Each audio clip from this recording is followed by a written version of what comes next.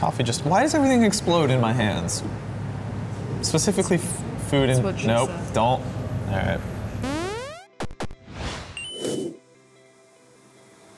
This is probably the best Xbox news I've heard since they announced Xbox. I think I would call it the best or the biggest Xbox news since their last 180 reversal on something. So let's go over what's different here. Right. They're going to start selling Xbox One without Kinect, which is something that they used to claim they would never do. They're lowering the price $100 if you do that. And it seems like they're changing their games with gold thing. And a bunch of other stuff. So now you'll be able to access like Netflix and video apps and stuff without needing an Xbox Live Gold membership, which I always thought was ridiculous anyway. Yeah, it's totally ridiculous when you compare it to the way PSN works. So it's weird because it's not strictly speaking a price drop. Because you're getting less stuff, but it is a price drop for people who don't care about Kinect, which is most people. Kind of a lot of people. One thing that's really interesting to me is how this is going to affect people making Kinect games. Like Harmonix has a few that are like, or at least one that we know of that's in development that is like a Kinect, or primarily a Kinect experience. And does this affect their chances for success? Like, I guess what I mean is, 1 year from now, what percentage of the user base do you think will have a Kinect, you know? It's hard to say, you know. They said in that thing that like 80% of people use their Kinect or something like that.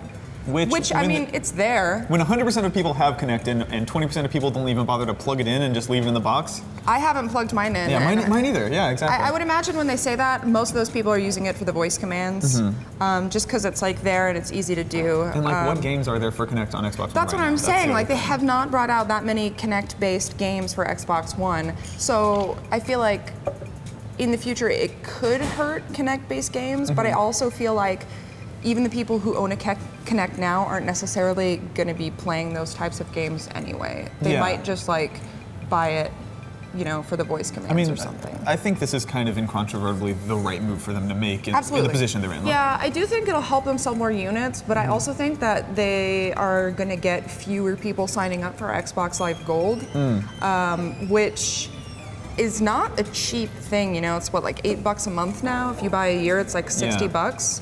It's funny though, the number of people I've talked to just in the past week who have told me that their Xbox Live accounts have lapsed and they didn't renew them is stunning. I think if they make, I mean, what's interesting about what they've changed about Games for Gold and the way the free apps work is that literally all they've done, if you look at the list of everything they've changed, right down to the tiniest detail, is they've imitated PSN. The free games now go away, on Xbox One at least, when your account expires. You have to download them in the month that they're free, and all the video apps are free for everyone. Like, that's literally how PSN works. It's funny, if you're like looking at the way things have shaken out the past year, it's like an economics class course on why competition in the marketplace is good. Like, trying to imagine Xbox 360 era Microsoft giving away games for free never, ever would have happened. But because Sony's doing it, now they have to. It's kind of really healthy, I think. And the only reason to even get a gold membership now is if you want to either play multiplayer games online or if you want to access their games with gold. Problem is that their games with gold still isn't as good as PlayStation Plus's free games. Well, the interesting thing about that is that they were hamstrung for a while by the fact that it works differently on 360. The way that the 360 infrastructure is made, to my understanding, is that once a game is free and bought on your account, it's free forever.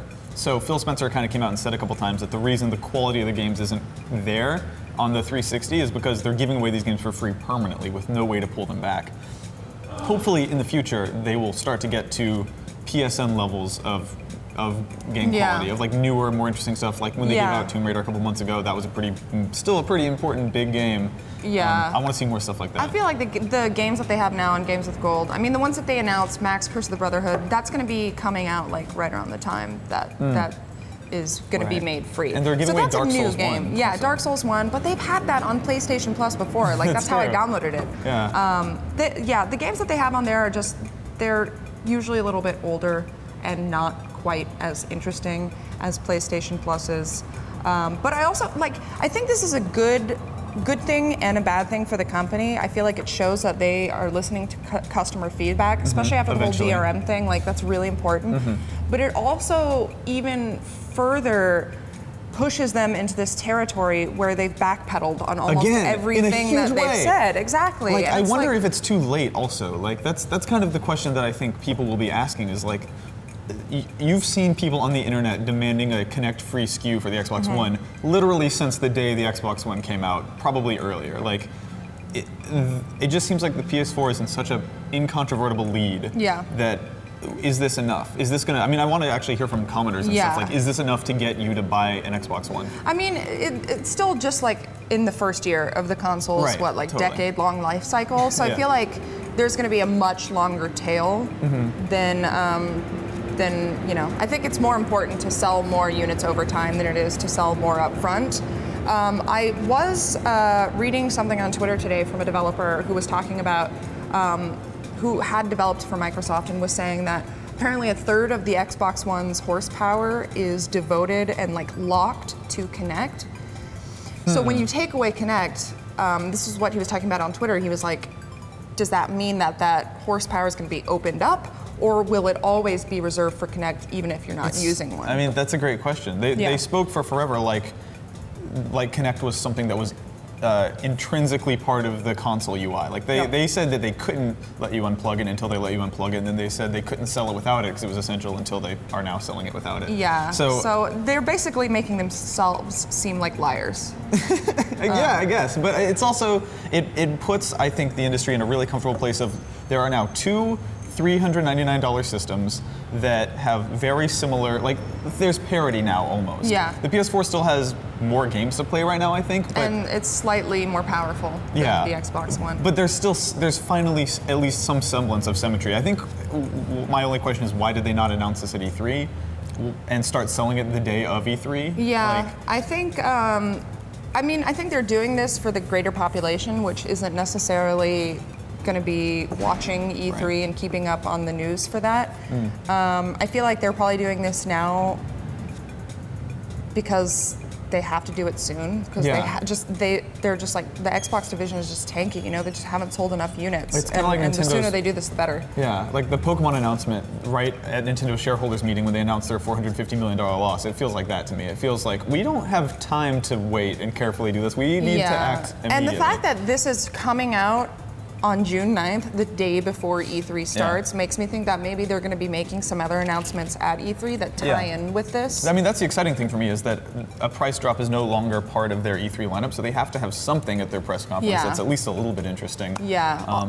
All I know is I'm going to cancel my Xbox Live Gold. I never play multiplayer games on it. I use Netflix, but I can use that on any of my devices. I don't need a membership for that. There's literally no reason for me to have it anymore. I already have so many games, I don't need their games with gold stuff. Yeah, I guess there isn't a reason anymore.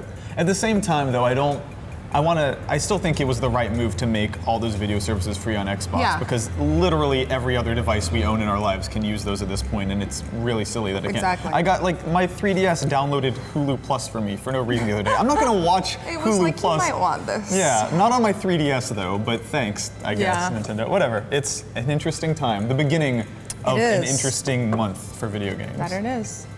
E3 should I'm excited. Oh God, I'm so scared of E3. It's gonna be fun. There's gonna be so much going on this year. It's gonna be okay.